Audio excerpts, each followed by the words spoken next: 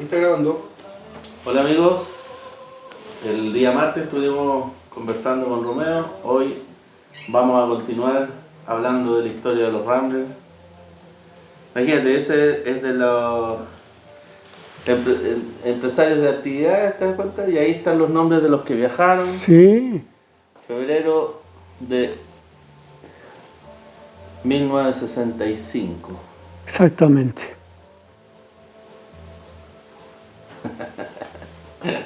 Impresionante. Es increíble tener este recuerdo porque te transportas automáticamente a la fecha, al lugar donde fuiste, todo. Fondo de Y este es el conversación. pase del sindicato profesional para ir precisamente a Buenos Aires, que también aparecen todos los nombres. Pase intersindical, claro. Bueno, sindicato profesional, orquesta certifica que la orquesta está en condiciones reglamentarias para actuar en Argentina y otros países. Oye, no. Son cosas memorables. Está sensacional. Buenísimo, buenísimo, buenísimo. Esto es... Oye, esto hay que volver a... Sí, Yo te sugiero que esto le ponga una transparente autoadherible, pero completa. claro, por supuesto. Completa y que se pegue directamente, porque del otro lado, bueno, salen algunas instrucciones. Pero buenísima, caramba. Qué buena foto. Ahí la traes en secuencia, ¿no es cierto? Claro. Ya. Después vamos a escanear ¿Qué otras novedades? Mi padre juntaba y guardaba muchas cosas, no botaba nunca. Entonces ahora, gracias a eso, hemos ido encontrando estas reliquias. Claro. Me parece extraordinario poder tener todas estas reliquias, así como yo. Bueno, precisamente esto, como lo hemos dicho varias veces, es una historia tan impresionante, digamos, que por eso vale la pena que quede un registro. El día de mañana no vas a estar tú, No, claro, más adelante no voy a estar yo y así, pero es una historia tan fenómena, tan Así es. impactante, Así es. que tiene que haber una documentación, tiene que haber un registro, tiene que haber un lugar donde quede plasmado un poco esta gran... Yo soy uno de los que fomenta esas opciones, precisamente, que tiene que quedar plasmado de alguna manera algo que floreció en el pasado y que sigue vigente en el presente. Claro, y también para nosotros es importante porque de repente otros pueden contar una parte de la Tus historia. hijos, tus nietos, tus bisnietos, hasta donde se les antoje a las generaciones futuras, ¿no? Claro, y también los estudiosos, los periodistas, pero también hay, de repente no hay a lo mejor el anhelo o la pasión de querer investigar más y de profundizar en la historia. Entonces muchas veces la historia se cuenta así como media superficial.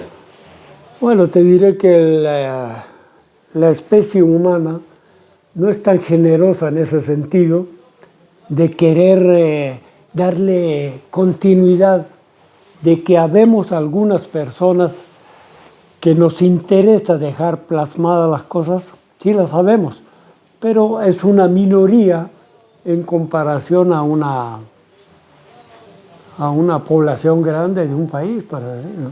Y lo que conversábamos, por ejemplo, en esta revista juvenil, donde en el año 66, octubre, aparecen los Ramblers en portada, Así es, ¿cierto? así Pero es. si nosotros vamos adentro, Al interior. de la misma revista, hay un ranking que habla de los 10 temas más sonados, más importantes, digamos, Claro, dentro de la semana, Claro. y no hay ningún tema de los Ramblers. así es. Entonces ahí es donde uno Y se me dice, hace muy raro una revista tan prestigiada que no le dé una primera página? Se supone que es una persona importante y debe haber algún comentario en el interior. El por qué, cuál es la finalidad de que los Ramblers estén en primera página. Claro, de hecho sí. Hay un recorte ahí, hay claro. Hay un pequeño recorte donde habla, sí, ¿no es cierto? Sí. Pero lo que a mí me llama la atención y me ha llamado la atención en muchas cosas que voy viendo de la nueva ola, que en una revista donde estás en primera plana, eso habla de la importancia del grupo. Correcto. Con una serie de temas, etcétera, etcétera. ¿no Es contradictorio. Es contradictorio. Totalmente. Que me digan que no hay ningún tema pedido o escuchado en la radio de los Ramblers. Claro. Entonces, ¿por qué están los Ramblers en primera página, no? Entonces, en la portada de una revista, digamos. Ese tipo de cosas que vemos que ocurrían en esos años, hasta el día de hoy ocurren.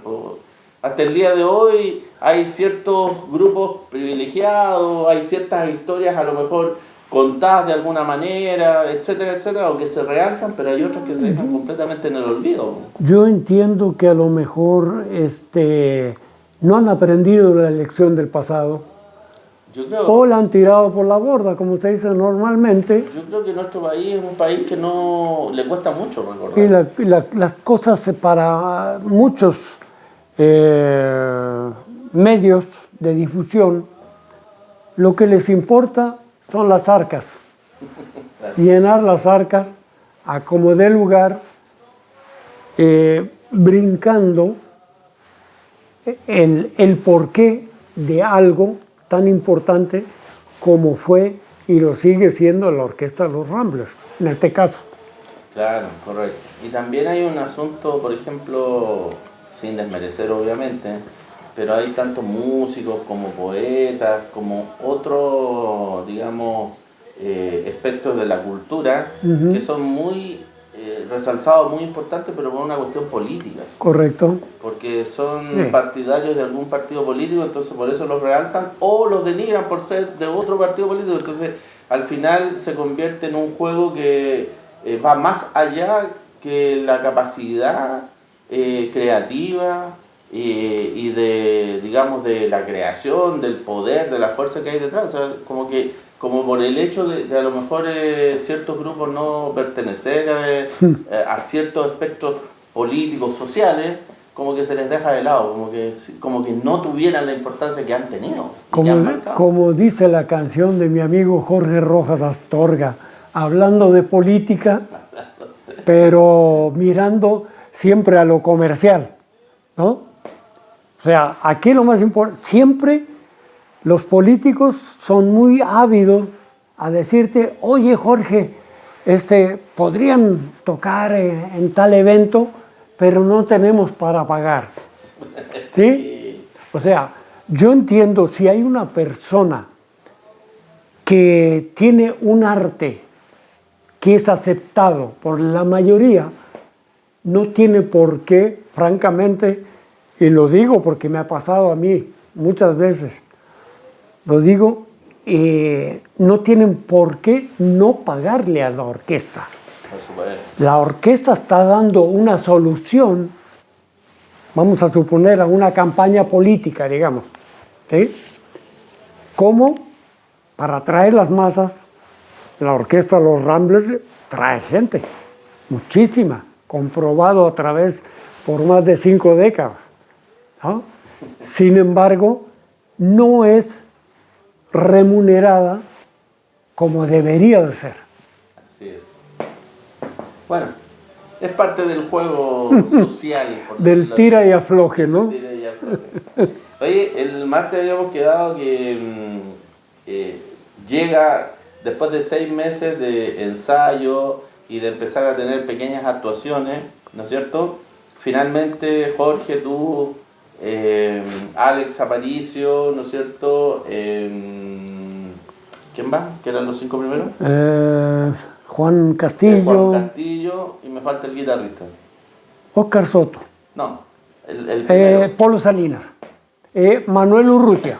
Manuel, a la tercera, bien.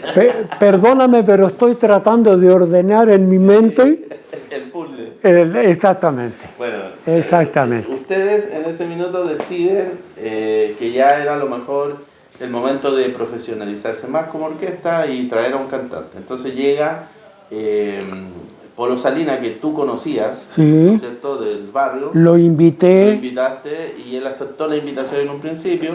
Y- Ya en ese minuto, o antes o durante, digamos, llega el nombre de los Ramblers o The Ramblers a la orquesta, ¿no es cierto? Estábamos en el momento con Polo Salinas, con Manuel Urrutia, y lógicamente yo creo que nos cayó mejor el nombre de los Ramblers que los que habíamos propuesto. Ahora no me acuerdo cuáles fueron, pero como se nos pegó el nombre, Claro. se aceptó de parte de tu papá que fuera el nombre de la orquesta Así es. y que ese iba a ser el nombre definitivo para una orquesta que muchos pensaron que iba a ser una orquesta más en la historia musical de Chile. Claro, que iba a estar y iba a desaparecer. Sí, fácil.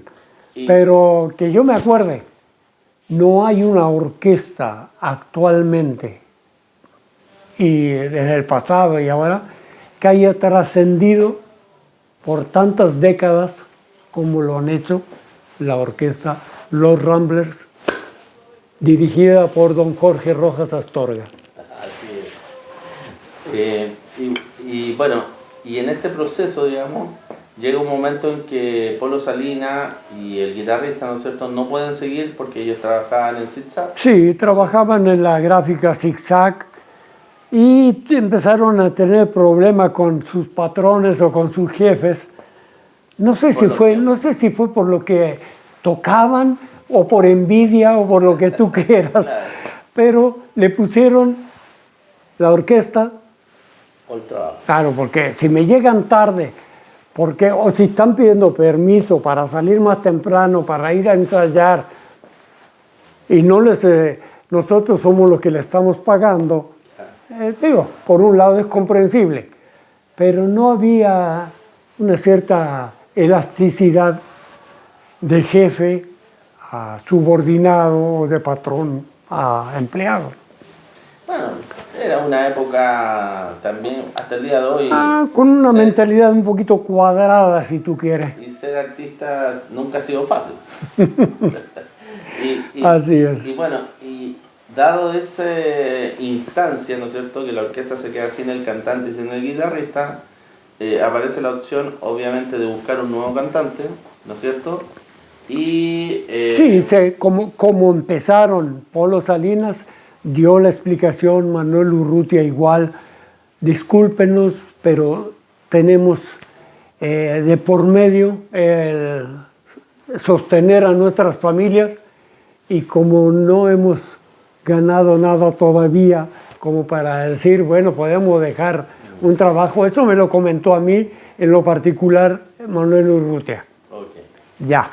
Entonces, sí, lógicamente, su trabajo era el sustento para su familia y lógicamente no les daba el ancho para, en cuanto a horarios y ensayos y toda esa cosa, decidieron retirarse con toda la amabilidad con cómo fueron recibidos en la orquesta. Y en esa instancia Juan Castillo le comenta a mi papá y seguramente al equipo que tenía un amigo que había sido compañero de él y que trabajaba en ese minuto en la municipalidad de Ñuñoa.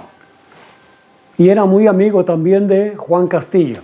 Y era muy amigo él de Juan Castillo, correcto. Correcto. Entonces mi papá le dice, ok, invítalo y viene a un ensayo. A un ensayo, claro. Mi papá decía que vino un día sábado, ponte tú. Para dar un visto bueno. Claro, y llega un día sábado y llega Germán Casas. Llega Germán Casas. Cordero.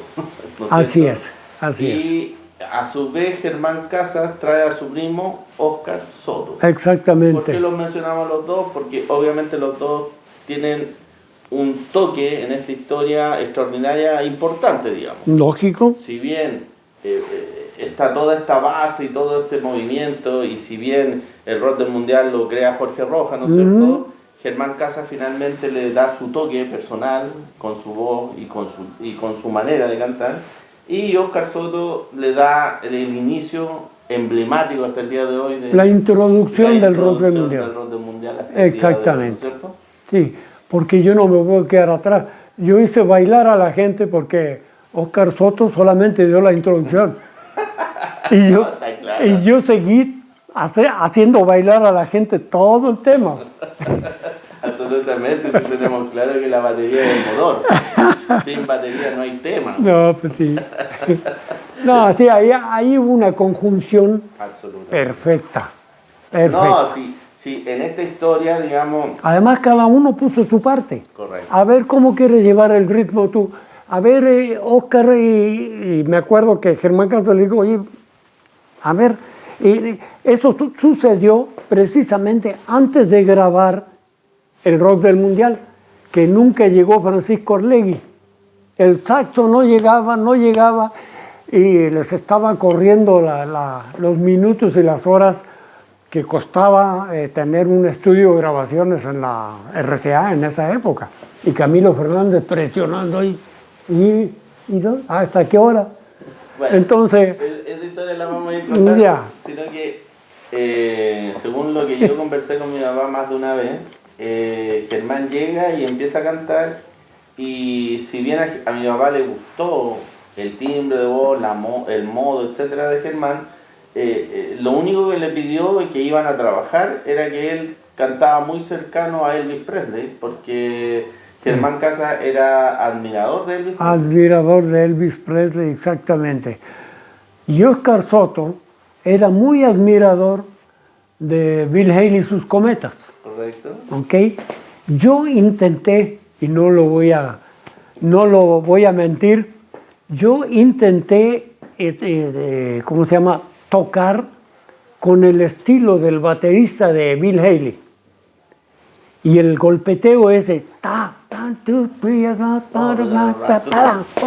o sea, ese golpeteo lo intenté hacer varias veces, pero como que de repente no me gustó mucho y procedí a llevar mi propio estilo, ¿no? Que también es parte del proceso del aprendizaje de uno. Cuando uno está aprendiendo o tocando un instrumento o en cualquier cosa, uno de a poco primero va viendo otros que a uno le llaman la atención, pero después como que va guiándose por sus propios conocimientos. Sí, correcto. Y va creando su propio... De todas maneras, yo fui muy asiduo a otros bateristas de la época. Buddy Rich, ¿no? Louis Bellson, muchos, Joe Morello, que tocó un tema conocidísimo mundial, el 5/4, que se llama taran, taran, ton, ton, taran, tan,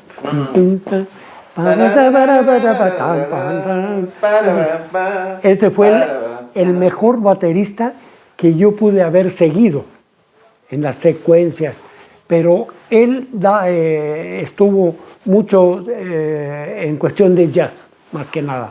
Nosotros tocábamos el jazz tradicional, y Dave Brubeck, que era el pianista, con ese baterista del grupo, ellos seguían lo que es el jazz moderno ya. Nosotros nos gustaba siempre el New Orleans, el Nueva Orleans y todo ese estilo de jazz de Louis Armstrong, y Alex Aparicio en su momento ya era un trompetista, ¿eh? Sí. En esa época. Ya se le veía siendo muy niño, porque todavía él estaba en el liceo cuando estaba en este proceso. Y tocaba esos lo que hacía Louis Armstrong. Correcto. Ok, muy efectivo. Entonces, ya finalmente llega Germán, y ese mismo día la banda, los Ramblers, ¿sí?, que por primera vez ya tenía una constitución más cercana a lo que finalmente iban a hacer, ¿no? Y teníamos nombre. Correcto. Tenían una tocata ese mismo sábado en la noche. Fuimos a tocar precisamente creo que allá al club ese, Seguramente. Santiago Watt. Santiago Watt. Entonces, Sí. mi papá le dice a Germán si se atrevería a ir a cantar y creo que como que ahí Germán debuta casi el mismo día que se conoce. Con el nombre de la orquesta. Con ya, la banda. Y con la orquesta. Que a todo esto cuando Germán ha sido entrevistado y comenta, él dice que ya ubicaba a los Ramblers y que de hecho a él le gustaban. Germán Casas sabía que había una orquesta, pero no tenía el nombre todavía.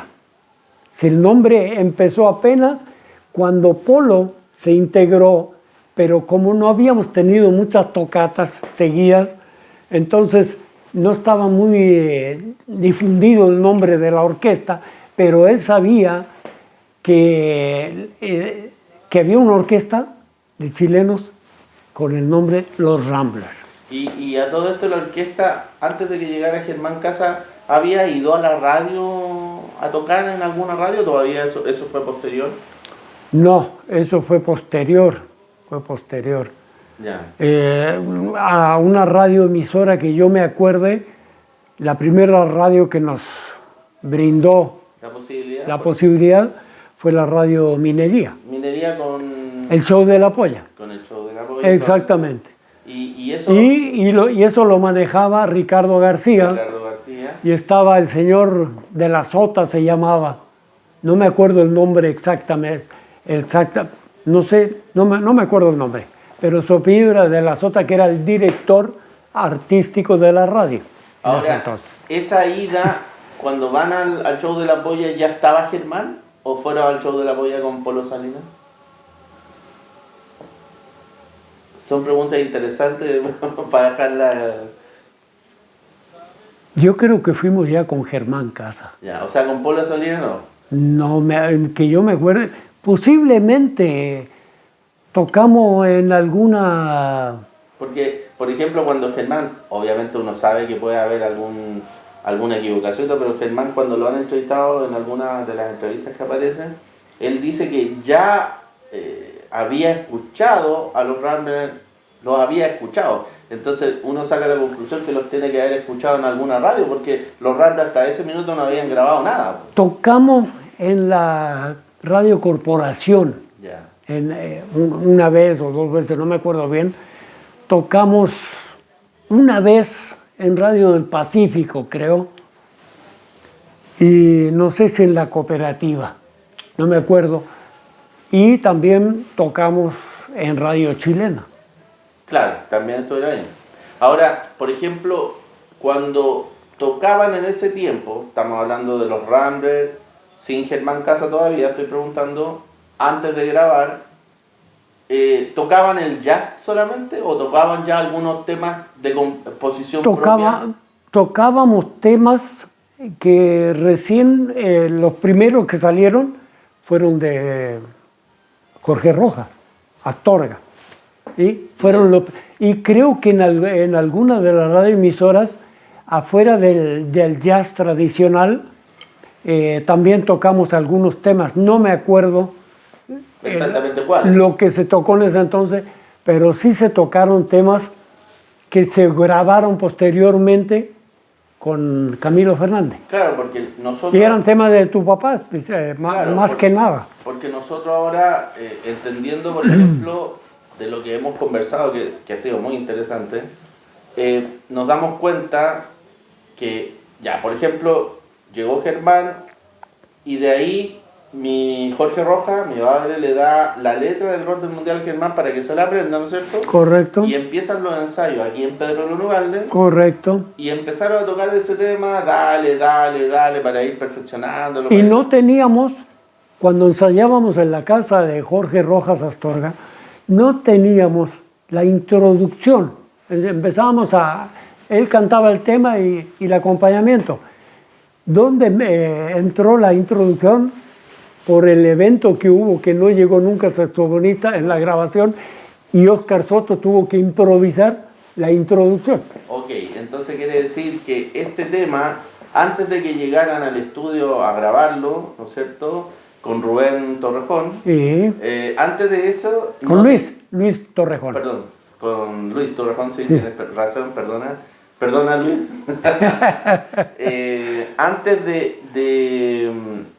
¿cómo se llama? Antes de grabarlo, como que no tenía definida una introducción al tema. No lo tenía y de hecho lo improvisamos en el estudio de grabación, porque como no venía la persona que tenía que hacer la introducción con el saxofón, no me acuerdo cómo se iba a hacer esa introducción, porque estábamos pendientes de que él hiciera esa introducción para el tema. Claro, porque mi papá siempre, por ejemplo, cuando lo entrevistaba en el año, él decía que, o sea, en el tiempo, que los temas, lo fundamental de los temas era una buena introducción, un coro pegajoso, fácil de llevar por la gente. Y un final feliz. Y un final feliz. Claro, eso era un poco que... Los éxitos de los temas pasaban mucho por eso. Claro. Y que increíblemente pasan los años y uno ve distintos temas y distintos autores y los temas que más sobresalen, sí, por coincidencia, sí, tienen una introducción reconocible desde el momento que parte el tema, correcto, un coro muy fácil de recordar y un final así como bien definido y bien terminado. Entonces, como que la lógica de mi papá era como que es para hacer temas hasta el día de hoy. Tú recuerdas y has escuchado la mayoría de las canciones. En los coros, nosotros éramos autovalentes para todo. Nunca buscamos un coro femenino ni nada por el estilo para las grabaciones. Teníamos una variedad de voces nosotros mismos que hacíamos alto, medio y grave. Y todo lo teníamos los músicos. Ahora, qué buen punto. Voy a parar un poquito antes de seguir con esta historia que vamos avanzando muy lento. Ya. Perfecto, voy a poner un pause y